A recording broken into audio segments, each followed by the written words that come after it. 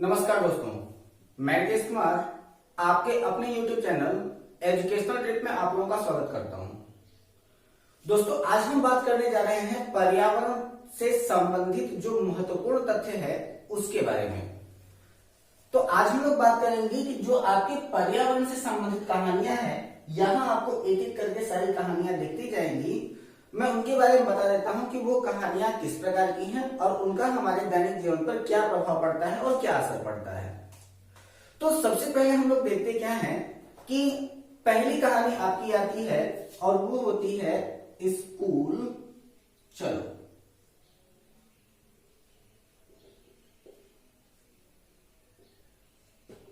दोस्तों, आप सभी लोग जानते हो कि भारत की भौगोलिक स्थिति जो होती है वो एक समान नहीं होती। तो भौगोलिक स्थितियों के समान न होने की वजह से अलग अलग स्थानों पर रास्ते भी जो होते हैं वो अलग अलग होते हैं, जिसकी वजह से अलग अलग क्षेत्रों में रहने वाले बच्चे स्कूल जाने के लिए विभिन्न प्रकार के साधनों का उपयोग करते हैं। जैसे आप यहाँ देख सकते हैं कि आपको दिखाई दे रहा है कि लद्दाख के बच्चे जो होते हैं वो विद्यालय जाने के लिए बर्फीले रास्ते से होकर के गुजरते हैं और नदी को पार करने के लिए वो लोहे के तार से टंगी हुई ट्रॉली का उपयोग करते हैं। जबकि अगर हम उत्तराखंड पहुंच जाएं तो उत्तराखंड के बच्चे क्या करते हैं कि स्कूल जाने के लिए उबड़ खाबड़ पथरीले रास्तों से होकर के गुजरते हैं और कभी कभी उनको घने जंगलों से भी होकर के गुजरना पड़ता है, जहां पर जानवरों की तरह तरह की आवाज आती है जिससे बच्चे डरते हैं। अगली कहानी आपकी आती है कि असम के क्षेत्र में वर्षा अधिक होने के कारण क्या होता है, जल का दबाव अधिक होता है और जल का दबाव अधिक होने के कारण अधिकांश क्षेत्रों में पानी भर जाता है। तो उस अधिकांश क्षेत्रों में भरे हुए पानी को पार करने के लिए बच्चे क्या करते हैं कि बांस और रस्सियों के सहारे पुल बना होता है और उसी पुल के सहारे वो नदी को पार कर ले जाते हैं। मैदानी क्षेत्रों के बच्चे स्कूल जाते समय जुगाड़ गाड़ी का प्रयोग करते हैं और उसमें बस होता है, रेलगाड़ी होती है, जुगाड़ गाड़ी होती है, बैलगाड़ी होती है आदि का उपयोग वो सब करते हैं। तथा नदी को पार करना होता है तो वह सीमेंट और लोहे के सहारे बने हुए पुल का उपयोग करते हैं। ठीक है। अगर हम राजस्थान की बात करें तो राजस्थान के बच्चे जो होते हैं वो विद्यालय जाने के लिए ऊंट गाड़ी का प्रयोग करते हैं और केरल के बच्चे जो होते हैं वो स्कूल जाने के लिए नदी पार करने के लिए लकड़ी से बनी हुई छोटी नाव और बल्लम का उपयोग करते हैं। सीटेट की परीक्षाओं में इसी प्रकार से प्रश्न पूछा जाता है कि केरल के बच्चे नदी को पार करने के लिए निम्नलिखित में से किसका उपयोग करते हैं। तो वहां पर आपको ऑप्शन दिया होगा कि लकड़ी से बनी हुई छोटी नाव और किसका, बल्लम का उपयोग करते हैं। अगली कहानी आती है आपकी कहानी नंबर 2 और वो है अनीता की मधुमक्खियां। अनीता की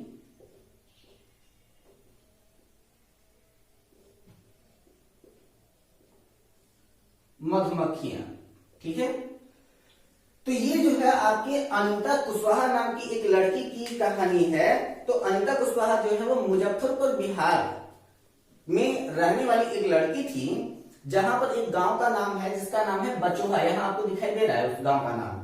तो अनीता कुशवाहा जो है वो मुजफ्फरपुर बिहार के बचोहा गांव की रहने वाली एक लड़की थी, जो एक बहुत ही गरीब परिवार की लड़की थी। उसके माता पिता ने उसको प्रारंभिक शिक्षा तो दिला दी, लेकिन आगे की शिक्षा वह उसको कंटिन्यू नहीं करा पाए। लेकिन फिर भी वो बहुत ज्यादा पढ़ने के लिए अपना रुझान रखने वाली लड़की थी, इसलिए उसने किया क्या कि अपनी आगे की पढ़ाई जारी रखने के लिए उसने घर पे ट्यूशन पढ़ाने का काम शुरू किया, जिसमें उसने कई प्रकार की कठिनाइयों का सामना किया, लेकिन वो बच्चों को बहुत ही प्यार से पढ़ाती थी। तो आपसे पूछा जा सकता है कि बचोहा गांव कहां पर है, तो वह आपके मुजफ्फरपुर बिहार में है। ठीक है। अनीता कुशवाहा ने मधुमक्खी पालन की ट्रेनिंग जो है वह कहां से प्राप्त किया था, तो अपने जिला मुख्यालय से उसने क्या किया, मधुमक्खी पालन की ट्रेनिंग को प्राप्त किया। फिर उसने कुछ महत्वपूर्ण बातों को बताया कि जैसे मधुमक्खी को पालने का सबसे उपयुक्त महीना जो होता है वो अक्टूबर से दिसंबर होता है, क्योंकि उस समय उनका प्रजनन काल जो होता है वो सर्वाधिक होता है। ठीक है। मधुमक्खी के पालन का सबसे उपयुक्त स्थान जो होता है वो लीची के बाग होता है, और लीची के जो फूल होते हैं वो फरवरी के महीने में आते हैं। लीची का मध्य फल भी यानी कि मांसल एरियल खाया जाता है, ठीक है। मधुमक्खी पालने के लिए बॉक्स की आवश्यकता होती है, और साथ ही साथ कभी ऐसा भी मौसम आ जाता है जब हमको फूल पर्याप्त मात्रा में नहीं मिल पाते, जिसकी वजह से मधुमक्खी के पालन के लिए किसकी आवश्यकता पड़ती है, तो उनके पालन के लिए पड़ती है चीनी के घोल की आवश्यकता पड़ती है। रानी मधुमक्खी की जो भूमिका में होती है वो छत्ते की मादा मधुमक्खी होती है, जो उस छत्ते की रानी होती है। और जब कभी भी मधुमक्खियों को फूलों का रस प्राप्त होता है तो ये एक विशेष प्रकार का नृत्य करती हैं, जिस विशेष प्रकार के नृत्य को हम लोग क्या कहते हैं, गोलदा नृत्य और दुमदोलनी नृत्य। तो मधुमक्खियों के अंदर इस नृत्य को सत्यापित करने के लिए प्रोफेसर कार्ल वन फ्रेस को नोबेल पुरस्कार भी दिया गया था। अगली आपकी कहानी नंबर 3, और वो है आपकी ओमाना की डायरी।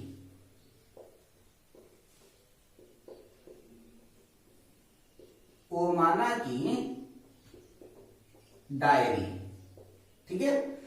तो ओमाना की डायरी नाम की यह जो कहानी है यह एक यात्रा वृत्तांत है, यानी कि एक लड़की है जो कि जिसका नाम ओमाना है, वह क्या करती है कि गुजरात की रहने वाली एक लड़की है वह अपनी यात्रा गुजरात से होकर के वह केरल जाने के लिए प्रारंभ करती है, यानी कि वह अपनी बलियम्मा और अम्मुमा के यहाँ जाना चाहती है। तो ओमाना गुजरात की गांधीधाम की रहने वाली है, जो अपनी यात्रा ट्रेन के द्वारा बलियम्मा और अम्मुमा के यहाँ जाने के लिए प्रारंभ करती है। केरल के मलयालम भाषा में बलियम्मा का अर्थ होता है माँ की बड़ी बहन, और अम्मुमा का अर्थ होता है माँ की माँ। जब उसने यात्रा अपनी प्रारंभ किया तो उसने अपने डायरी में कुछ विशेष प्रकार के पॉइंट नोट किए। वह पॉइंट क्या क्या थे, तो गांधीधाम, अहमदाबाद और वलसाड, ये तीन की तीनों कहाँ है, गुजरात में है। गुजरात की भाषा जो है वो आपकी गुजराती है, और जब कभी भी गुजरात में जो वेंडर होते हैं, आपको दिखाई दे रहा होगा, वह सबसे ज्यादा ट्रेन में क्या बेचते हैं, तो वो ढोकला चटनी बेचते हैं। जब गुजरात से होते हुए उसने महाराष्ट्र में प्रवेश किया, तब उसने एक चीज देखा क्या, कि महाराष्ट्र में एक स्टेशन है जिसका नाम है वर्ली, और वर्ली जो है वो महाराष्ट्र की एक पारंपरिक लोक नृत्य कला भी है। महाराष्ट्र में वेंडर जो होते हैं वो बटाटा बड़ा और ओड़ा पाव बेचने का कार्य करते हैं, ठीक है। उसी में आगे जब उसने देखा तो मडगांव जो है वो गोवा में है, जहां की भाषा कोंकणी है। अगर आपसे पूछा जाए कि गोवा की भाषा क्या है, तो गोवा की भाषा कोंकणी है, ठीक है। कर्नाटक की भाषा कन्नड़ है, केरल की भाषा मलयालम, तमिलनाडु की भाषा तमिल, और आंध्र प्रदेश की भाषा तेलुगु है। कोंचीकोड केरल में है। गोवा और केरल के बीच जब हम यात्रा करते हैं तब लाल और लेटराइट मिट्टियां सर्वाधिक दिखाई देंगी। प्रश्न पूछा गया है कि जब गोवा और केरल के बीच यात्रा करते हैं तो किस प्रकार की मिट्टियां सर्वाधिक दिखाई देंगी, तो लाल और लेटराइट मिट्टियां सर्वाधिक दिखाई देंगी, ठीक है। नारियल के वृक्ष सर्वाधिक दिखाई देंगे, और इनके बीच में लगभग 92 सुरंग और 2000 पुलिया है। ये सभी सुरंग जो है वो पश्चिमी घाट पर्वत में पाई जाती है, जिसे सह्याद्री पर्वत के भी नाम से जानते हैं। नागरकोयल तमिलनाडु में है, और केरल और तमिलनाडु में छोटी दूरी की यात्रा नाव द्वारा की जाती है, जिसे फेरी कहते हैं, ठीक। अगला है आपका कहानी नंबर 4, और वो है कान, ठीक है।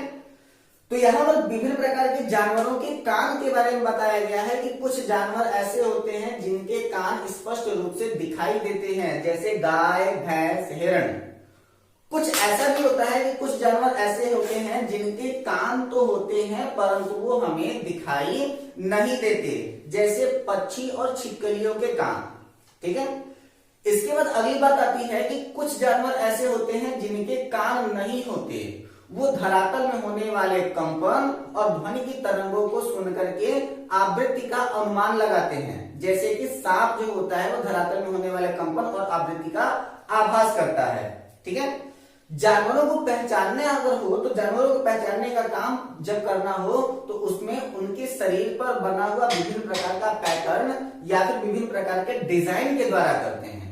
ठीक है, और अगर सभी प्रकार के जानवरों के शरीर से उनके खाल निकाल दिए जाएं तो सभी जानवरों का जो रंग होता है वह बिल्कुल एक दिखाई देगा और वो होगा आपका सफेद रंग। ठीक है, चलिए अगला कहानी नंबर 5 क्या है, हाथी। तो कहानी नंबर 5 आपकी क्या हो जाती है, हाथी। ठीक है, बड़ी इंटरेस्टिंग कहानी है इसकी। तो इसके बारे में कहा जाता है कि हाथी एक विशालकाय जानवर है जो हमेशा झुंड में रहता है। ठीक है, हाथी की एक विशाल झुंड में 10 से 12 हाथी होते हैं तथा उसमें 14 से 15 वर्ष के नीचे के बच्चे होते हैं, क्योंकि जैसे ही 14 से 15 वर्ष बीत जाता है तो हाथी में जो नर हाथी होता है वो झुंड छोड़ करके अकेले रहना पसंद करना प्रारंभ कर देता है। हाथियों की झुंड की नेता जो होती है वो सबसे वृद्ध हथिनी होती है। ठीक है, 3 महीने के हाथी के बच्चे का वजन लगभग 200 किलोग्राम होता है और एक वयस्क हाथी एक दिन में लगभग 100 किलोग्राम झाड़ियां और पत्ते खा जाता है। ठीक है, नर हाथी समूह में 15 वर्ष तक ही रहता है, उसके बाद झुंड छोड़ करके अकेला रहना पसंद करता है। हाथी पूरे दिन भर में 2 से 4 घंटे सोते हैं। हाथियों को कीचड़ और पानी में रहना सर्वाधिक पसंद है और हाथियों के कान पंखे का काम करते हैं। कोई दिक्कत? चलिए अगला है आपका कहानी नंबर 6 और वो है अमृता की कहानी। ठीक है, तो अमृता नाम की एक लड़की है जो कि राजस्थान के जोधपुर जिले में एक गांव पड़ता है जिसका नाम है खेजड़ी गांव। तो अमृता राजस्थान के जोधपुर जिले के किस गांव की रहने वाली है? खेजड़ी नाम के गांव की रहने वाली है और उस गांव का नाम खेजड़ी इसलिए पड़ा क्योंकि वहां पर खेजड़ी के वृक्ष सर्वाधिक पाए जाते हैं। खेजड़ी के वृक्ष छायादार होते हैं जिसकी छाया में बच्चे खेलते हैं। इस पेड़ को पानी की जरूरत कम होती है। इसके फली से सब्जियां बनाई जाती हैं। लकड़ी में कीट नहीं लगते हैं तथा छाल का उपयोग दवाओं में करते हैं।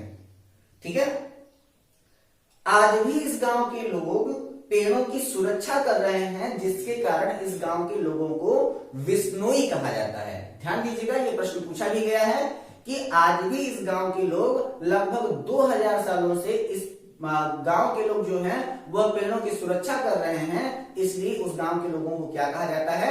विश्नोई कहा जाता है। या फिर प्रश्न ऐसे पूछा जाता है कि पेड़ों की रक्षा करने वाले को क्या कहा जाता है राजस्थान में? तो पेड़ों की रक्षा करने वाले को विश्नोई के नाम से जाना जाता है। ठीक है, अगला है आपका कहानी नंबर 7 और वो है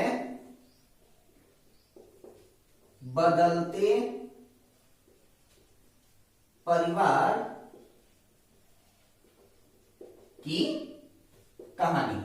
ठीक है, तो बदलते परिवार की कहानी जो है वो एक प्रकार का सामाजिक मुद्दा है जिसमें बच्चों को यह बताया जाता है कि आखिर हमारे परिवार का स्वरूप कैसे होना चाहिए। तो यहां पर एक कहता क्या है कि परिवार का स्वरूप जो है वो 3 स्थितियों में बदलता है और उसी समय आपसी संबंध दिखाई देता है। कैसे? तो सबसे पहली बात कि परिवार का स्वरूप सबसे पहले बच्चे के जन्म के समय बदलता है क्योंकि उसी समय रिश्ते या आपसी संबंध बनते हैं और बहुत ऐसे गुण हैं जो बच्चों को परिवार से ही प्राप्त होते हैं। ठीक है, अगली बात आती है कि जब परिवार का स्थानांतरण एक स्थान से दूसरे स्थान पर होता है तो उस समय में भी क्या होता है कि परिवार का स्वरूप बदलता है क्योंकि उस स्थानांतरण के प्रति बच्चे जो होते हैं वो संवेदनशील होते हैं और उसी समय आपसी संबंध का महत्व सबसे अधिक दिखाई देता है। अगली बात आती है कि परिवार में आपसी संबंध जो होता है वो शादी विवाह के बाद परिवर्तित होता है और इस समय बच्चों को जानकारी होती है कि शादी विवाह की सही उम्र क्या है। मैंने आपको बताया भी था कि लड़कियों की शादी की न्यूनतम आयु जो होती है वह 18 वर्ष और लड़कों के विवाह की न्यूनतम आयु जो होती है वो 21 वर्ष की होती है। ठीक है, और यदि इससे कम उम्र में अगर विवाह होते हैं तो बच्चे उन घटनाओं के प्रति खुलकर बहस कर सकते हैं। अगली बात आती है आपकी कहानी नंबर 8 और वो है हुतुतु।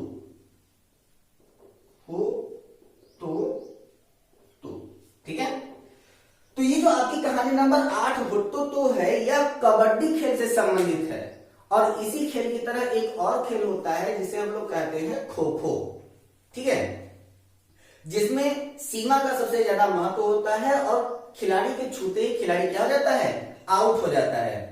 इस कहानी का उद्देश्य जाति, धर्म, संप्रदाय से बच्चों को ऊपर उठाना है और आपसी एकता का विकास करना है। इसके बारे में जिसकी बात बताई गई वह है कर्णम मल्लेश्वरी। तो कर्णम मल्लेश्वरी जो है वो कहां की रहने वाली है, तो आंध्र प्रदेश की रहने वाली है, जिसके पिता एक हवलदार हैं। ठीक है, यह 12 वर्ष की अवस्था से ही वजन उठाने का प्रयास करती है और आज 130 किलोग्राम भार वर्ग में अंतरराष्ट्रीय महिला वेट लिफ्टर है, जिसने कुल कितने पदक जीते हैं, तो 29 पदक जीते हैं। इसके बारे में भी प्रश्न पूछा जा चुका है। अगला है आपका कहानी नंबर 9 और वो है आपकी फुलवारी।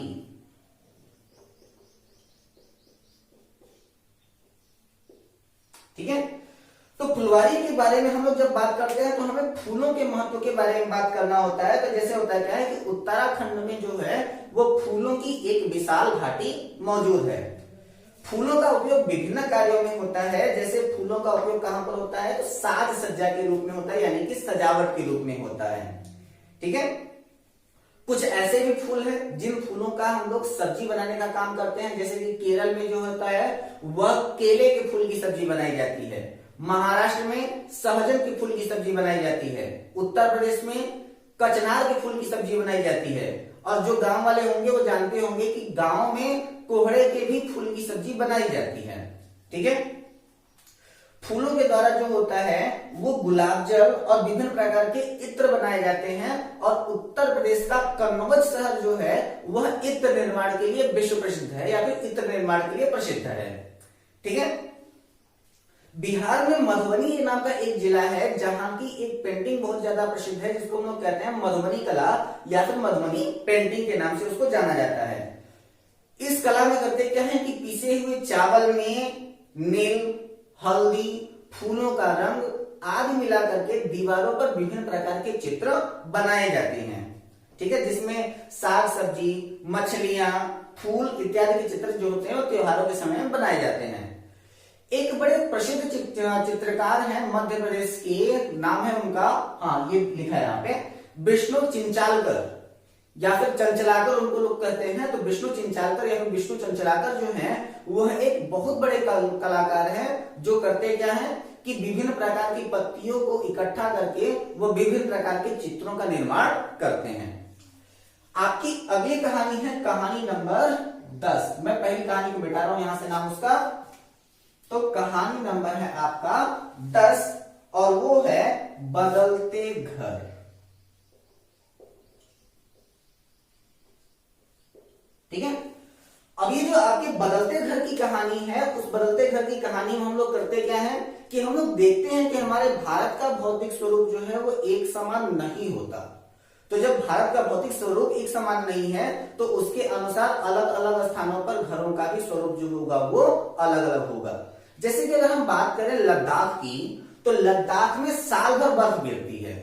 तो लद्दाख में साल भर बर्फ गिरने के कारण यहाँ पर जो होता है कि मकान जो होते हैं वो धरातल से 10 से 12 फीट की ऊंचाई पर पत्थरों के ऊपर बनाए जाते हैं, जिसकी फर्श, छत और दीवारें लकड़ी की बनी होती हैं। जिसकी छत जो होती है वो ढालयुक्त होती है और जो मकान होते हैं वो 2 मंजिले होते हैं। निचले की मंजिल में जानवरों को रखते हैं और आग जलाते हैं, जिसमें खिड़कियां नहीं होती, और ऊपरी मंजिल में स्वयं रहते हैं जिसमें खिड़कियां होती हैं। ऐसे ही अगर हम बात कर लें कि मनाली में, तो मनाली में भी 2 से 3 महीने बर्फ गिरती है। यहां पर भी मकान जो होता है वो पत्थरों से बनाया जाता है और छत जो होती है वो इसकी ढालयुक्त होती है और फर्श जो होती है वो लकड़ी की बनाई जाती है। असम के क्षेत्र में वर्षा अधिक होने के कारण यहाँ पर मकान जो होते हैं वो ऊंचे स्थानों पर बांसों के सहारे बनाए जाते हैं और छत उनकी भी ढालयुक्त होती है। तो छत कहीं पे भी हो ढालयुक्त ही होगी। ठीक है, राजस्थान के क्षेत्रों में तापमान अधिक होने के कारण दीवारें मोटी और घास फूस से हल्की बनाई जाती है। अगर हम मैदानी क्षेत्र क्षेत्रों की बात करें तो मैदानी क्षेत्रों में जो आपके मकान होते हैं वो दो प्रकार के बनाए जाते हैं, जिनको हम लोग कहते हैं अर्बन एरिया और रूरल एरिया।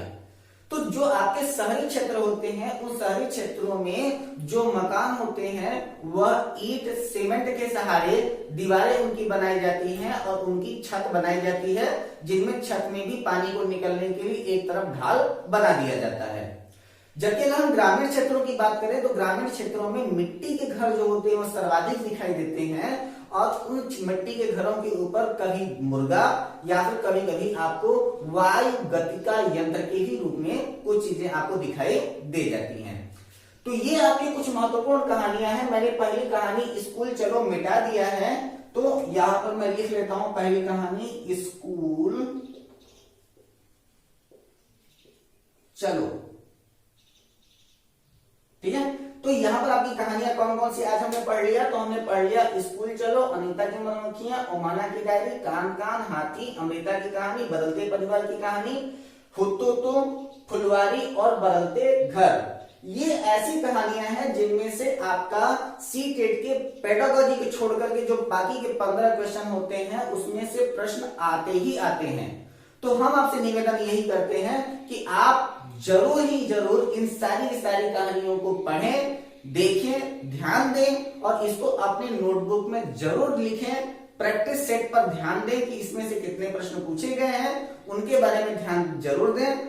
घर पे रहें, हंसते रहें, मुस्कुराते रहें, बिल्कुल स्वस्थ रहें। अगर आप हमारे इस चैनल पर नए हैं तो सबसे पहले हमारे चैनल को सब्सक्राइब करके बेल आइकन दबाना ना भूलें। हमारे इस चैनल को ज्यादा से ज्यादा लोगों को शेयर करने का प्रयास करें, ज्यादा से ज्यादा लोगों को शेयर करें, अपने दोस्तों को बताएं कि इन्वायरमेंट का क्लास किस प्रकार से चल रहा है और कैसी क्लासेस हैं यहाँ पर। अगर आपको हमारी वीडियो पसंद आई हो तो हमारी इस वीडियो को लाइक करके अपना कमेंट देना बिल्कुल भी ना भूलें और घर पे रहें, स्वस्थ रहें, अपना ख्याल रखें। धन्यवाद।